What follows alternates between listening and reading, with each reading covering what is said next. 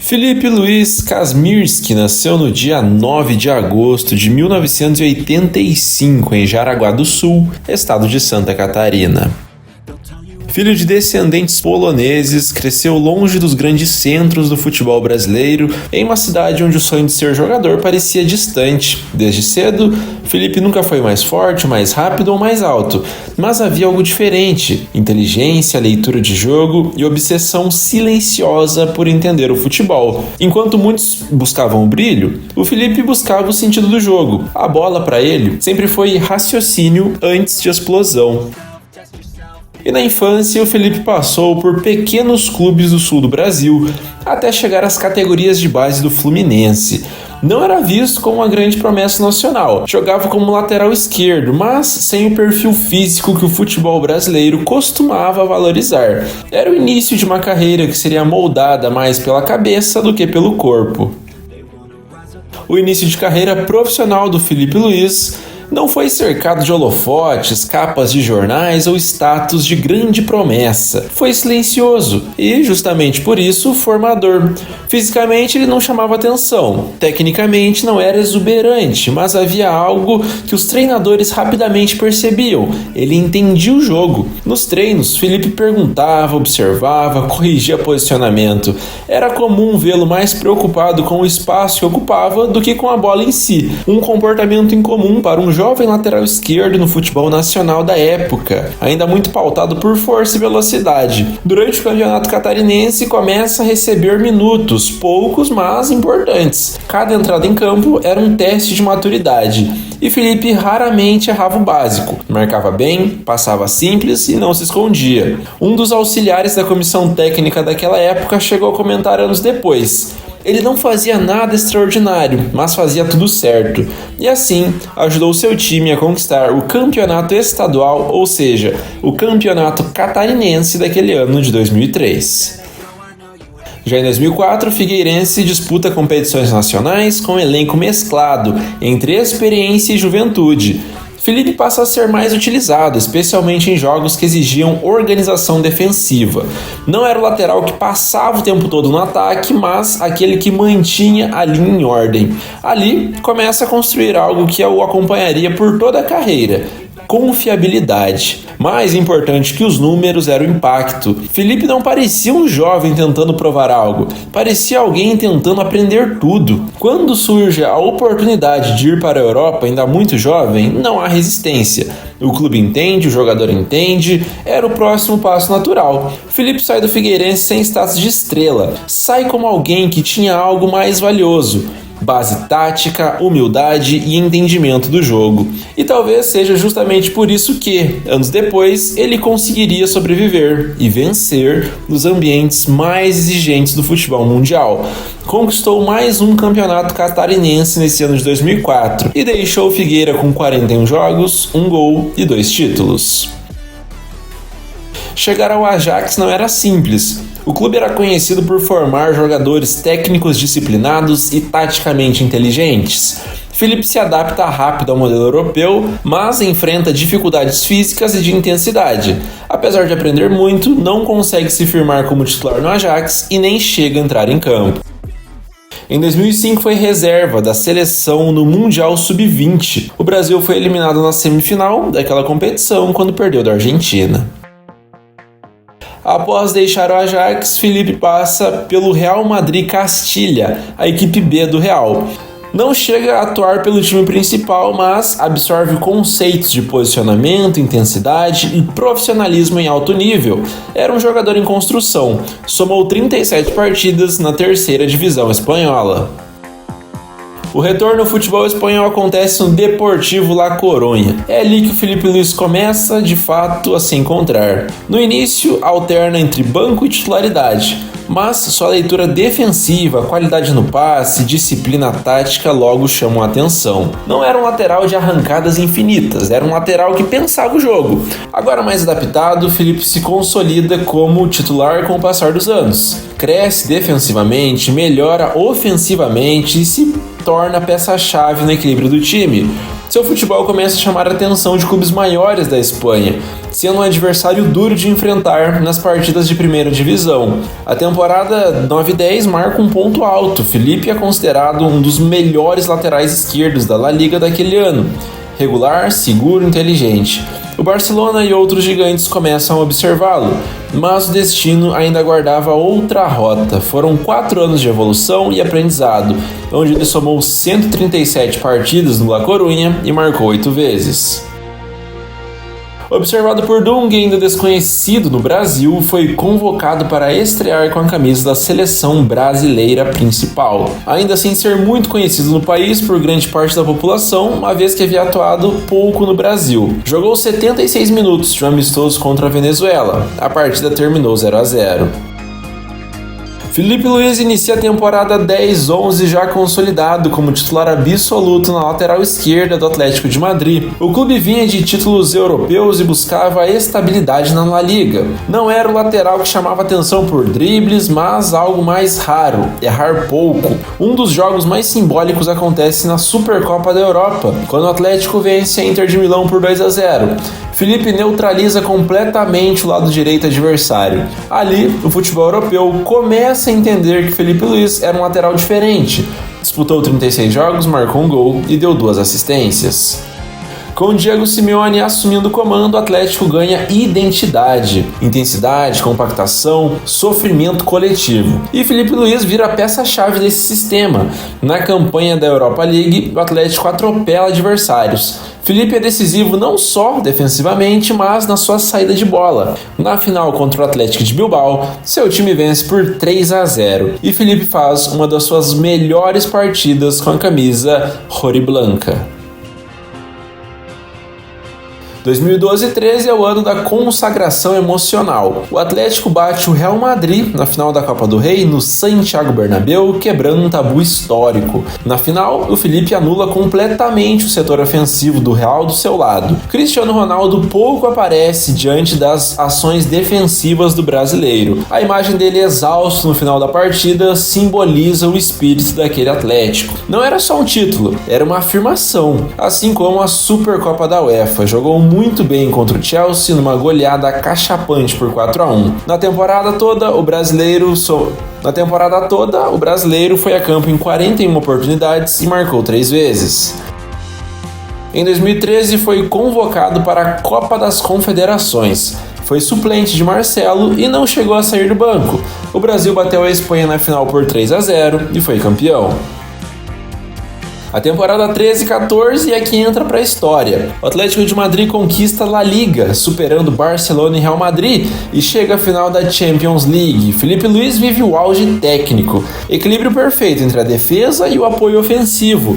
Na campanha da Champions, o Atlético elimina gigantes e chega à final contra o Real Madrid. O título escapa nos minutos finais, mas a campanha é histórica. Naquele ano, muitos analistas europeus o apontam como o melhor lateral esquerdo do mundo. Na temporada 13-14 foram 49 jogos de 61 possíveis, 1 bola na rede e 5 assistências. Após o título espanhol, Felipe aceita o desafio da Premier League e assina com o Chelsea de José Mourinho. A expectativa é enorme, mas o contexto é difícil. Apesar dos títulos da Premier League e da Copa da Liga Inglesa, Felipe não consegue sequência como titular absoluto. O futebol inglês exige mais físico e menos pausa. Mesmo campeão, ele sente que seu jogo não rendia mais em outro ambiente. Meses depois, admite em entrevista: aprendi muito, mas percebi que precisava jogar do meu jeito. Nos Blues, foram 26 jogos, 1 gol e 2 títulos. Em 2015, finalmente assumiu a titularidade da seleção. Disputou todos os minutos na Copa América e nas quartas de final contra o Paraguai, acabou caindo nos pênaltis, selando a eliminação vexatória do Brasil. O retorno ao Atlético é imediato para a temporada 15-16. Felipe volta como se nunca tivesse saído. O Atlético chega à final da Champions League novamente contra o Real Madrid e mais uma vez o título escapa nos detalhes, nos pênaltis. Mesmo assim, Felipe é um dos melhores em campo durante toda a campanha. Disputou 45 partidas, fez 1 gol e deu 5 assistências. No ano de 2016 foi convocado para a Copa América Centenário.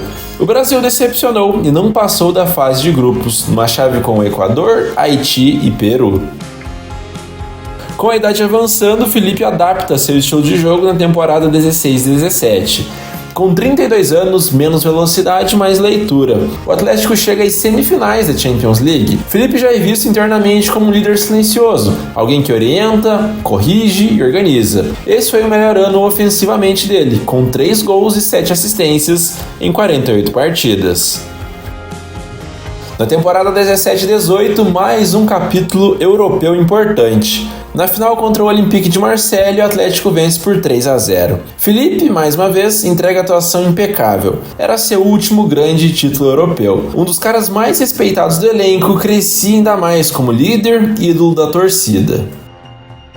Na Copa do Mundo de 2018 foi mais uma vez reserva de Marcelo e com a lesão do titular, acabou ganhando oportunidade nas oitavas de final contra o México. Manteve a sua regularidade de sempre, mas saiu do time nas quartas contra a Bélgica, onde o Brasil perdeu de 2-1 e deu adeus à competição.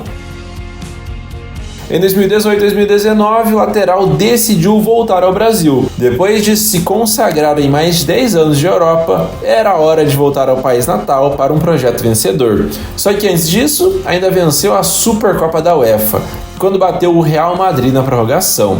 Pelo Atlético de Madrid, em 8 anos, somando as 2 passagens, foram 333 partidas, 12 gols, 27 assistências e 6 títulos coletivos. Em 2019 foi titular de Tite na Copa América, e com um plantel sólido a seleção passou as fases até encarar o Peru na final, e com um triunfo de 3-1 levantou esse troféu. Esse torneio marcou o último jogo do lateral com o amarelinho, que não voltou mais a ser convocado para o futebol internacional. Ao todo, ele disputou 44 partidas, marcou 2 gols, deu 6 assistências e ganhou 2 títulos pelo Brasil. Quando Felipe Luiz anuncia o retorno ao Brasil, o ambiente é dividido. Parte da torcida comemora o currículo europeu, já outra parte questiona a idade, o ritmo, a adaptação. Mas o Flamengo de 2019 não era um Flamengo comum, era um clube em ebulição, prestes a viver uma transformação profunda com a chegada de Jorge Jesus. Felipe estreia e rapidamente se entende com o modelo do treinador português. Não é mais um lateral de linha, passa a atuar como lateral construtor, muitas vezes fechando por dentro, iniciando jogadas e organizando o time desde a defesa. Na Libertadores, sua atuação é marcada por regularidade. Na final contra o River Plate, mesmo não sendo protagonista ofensivo, é peça-chave no controle emocional do time após o empate argentino. E depois o Flamengo acabou virando aquele jogo e conquistando o título mais importante da América. Já no Brasileiro, o Flamengo domina o campeonato. Felipe é um dos líderes silenciosos daquele elenco histórico. Em 2020, Felipe já não precisava provar mais nada. Ele dita o jogo, mesmo com o calendário caótico e a saída de Jorge Jesus, ele mantém o nível. Seu papel tático cresce ainda mais. Muitas vezes é ele quem organiza a saída de bola, corrige posicionamentos e orienta jogadores mais jovens em campo. O Flamengo conquista o Brasileirão em uma temporada desgastante. Felipe sofre lesões musculares leves, reflexo da idade e da sequência intensa de jogos, mas sempre que está disponível é titular. Internamente já é visto como referência intelectual do elenco e, além disso, ganha também a Recopa Sul-Americana, a Supercopa do Brasil e o Campeonato Carioca. 4 títulos no ano de 49 aparições, 3 gols e 4 assistências. A temporada de 2021 é instável para o Flamengo. Trocas de treinador, pressão externa e desgaste físico do elenco. Felipe passa a administrar o corpo. Joga menos, mas joga melhor. Seu impacto já não está mais nos números, mas no controle do caos. Na Libertadores, o Flamengo chega à final, porém perde para o Palmeiras. Felipe atua com dores em parte da campanha, mostrando comprometimento mesmo em um ano difícil. Em entrevistas, começa a falar sobre leitura de jogo, estudo e preparação mental. Era o prenúncio do futuro. E mesmo com todos esses contratempos, ainda vence a Supercopa do Brasil e o Cariocão daquele ano. Se 2019 foi um impacto, 2022 foi a consagração final. Mesmo com limitações físicas, Felipe entrega uma das temporadas mais simbólicas da carreira. Joga menos minutos, mas em jogos grandes é sempre lembrado. Na Libertadores, o Flamengo faz campanha sólida e vence o Atlético na final, onde o lateral acaba substituído no primeiro tempo por Ayrton Lucas. Felipe entra em jogos decisivos, organiza o time e oferece experiência em momentos de pressão. Na Copa do Brasil, o título veio nos pênaltis contra o Corinthians. Felipe do banco atua como líder emocional, conversando com os mais jovens antes das cobranças. Foram 40 partidas e um gol marcado. Em 2023, Felipe Luiz já não é mais apenas um jogador, é mentor. O Flamengo vive uma temporada turbulenta, com mudanças técnicas e cobranças internas. Felipe tem minutos controlados, entra em jogos específicos e passa longos períodos no banco, sempre orientando. Fisicamente, o corpo já não responde como antes.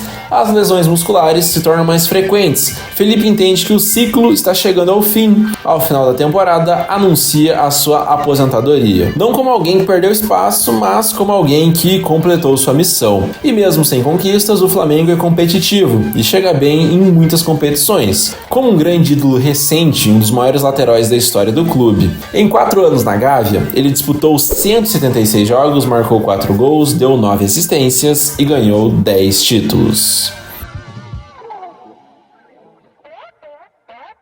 Jogando por clubes entre 2003 e 2023, o lateral somou 750 partidas, 26 gols, 49 assistências e 20 títulos coletivos.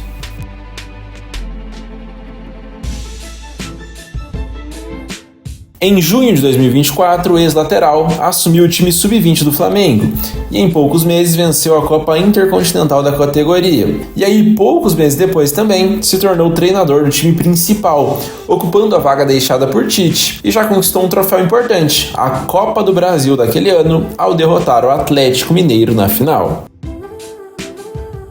Em 2025, com uma pré-temporada, o Flamengo montou um time extremamente competitivo e com jogadores de nível europeu. Conquistou a Supercopa do Brasil, o Campeonato Carioca, o Campeonato Brasileiro e a Copa Libertadores. No Super Mundial de Clubes, o time fez um bom papel e caiu nas oitavas de final diante do poderoso Bayern de Munique. Um ano excepcionalmente bom, com conquistas e identificação cada vez maior junto ao torcedor. No início de 2026, renovou seu contrato com o Flamengo. Já disputou a Supercopa do Brasil, todavia acabou derrotado pelo Corinthians por 2-0 na final. E como você pode ver, o Felipe Luiz sempre se sobressaiu sendo um atleta muito bem preparado, inteligente e constante. Tais características, além de um talento nato, o fizeram brilhar nos maiores palcos do futebol mundial.